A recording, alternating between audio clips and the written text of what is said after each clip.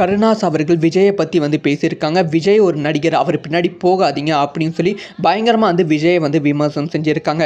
So Karunas என்ன சொல்லியிருக்காரு டீட்டெயிலாக பேச போகிறோம். அதாவது தொடர்ந்து திமுக பல நடிகர்களை வைத்து விஜய் அவர்களை விமர்சனம் செய்து கொண்டு வருகிறார்கள். இதனால் விஜய் அவர்களோட பெயரை கெடுக்க வேண்டும் அப்படிங்கிற பிளானில் திமுக இருக்கு. அந்த வகையில் சினிமா புகழை மட்டும் வைத்துக்கொண்டு விஜய் அவர்கள் எப்படி ஆட்சி பிடித்து விடுவார் என்பது எனக்கு தெரியவில்லை அப்படின்னு சொல்லி ரொம்ப நகைச்சுவையாக கருணாஸ் அவர்கள் பேசியிருக்காங்க. கருணாஸ் என்ன சொல்லியிருக்காங்க அப்படின்னு பார்த்தீங்கன்னா, சினிமா புகழை மட்டுமே வைத்துக்கொண்டு விஜய் ஆட்சியை பிடித்து விடலாம் என்று நினைப்பது எனக்கு நகைச்சுவையாக இருக்கிறது. ஆட்சியை பிடிக்க வேண்டும் என்றால் மக்களின் பிரச்சனைகளை நீங்கள் உயிரை கொடுத்து வேலை செய்ய வேண்டும். ஓட்டுக்கு 2000 ரூபாய் கொடுத்தாலும் 2026 தேர்தலில் எடப்பாடி பழனிசாமி வெற்றி பெறுவது கடினம். கடைசியாக செங்கோட்டையின் மேலேயே கை வச்சிட்டாங்க. கொங்கு மண்டலம் மக்கள் கோபத்தில் இருக்கிறார்கள். 2026 சட்டமன்ற தேர்தலில் எடப்பாடி பழனிசாமி சரியான பாடம் புகுத்தப்படும். ஜெயலலிதாவின் கனவை படு பள்ளம் தோண்டி புதைக்கக்கூடிய வேலையை எடப்பாடி பழனிசாமி செய்து கொண்டிருக்கிறார்.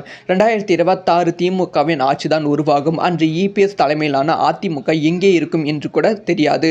ஆனால் அந்த கட்சி நல்லா இருக்கணும்னு செங்கோட்டையன் மாதிரி நானும் நினைக்கிறேன். அதிமுகவை வெளியிலிருந்து யாரும் அளிக்க தேவையில்லை. அதை எடப்பாடி பழனிசாமியை செய்து முடித்து விடுகிறார். 2026 திமுக ஆட்சி தான் தொடர வேண்டும்.